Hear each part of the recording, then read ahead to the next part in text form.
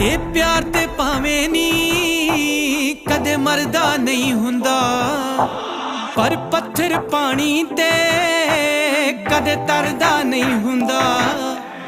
ਕੋਲਿਆਂ ਤੇ ਇਸ਼ਕੇ ਦਾ ਰੰਗ ਚੜਦਾ ਨਹੀਂ ਹੁੰਦਾ, ਇਨ੍ਹਾਂ ਬਲਦੀਆਂ ਅੱਗਾਂ ਤੇ ਕੋਈ ਪਰਦਾ ਨਹੀਂ ਹੁੰਦਾ। ਮੈਂ ਦੂਰ ਤੈਥੋਂ ਹੋ ਜਾਣਾ ਏ,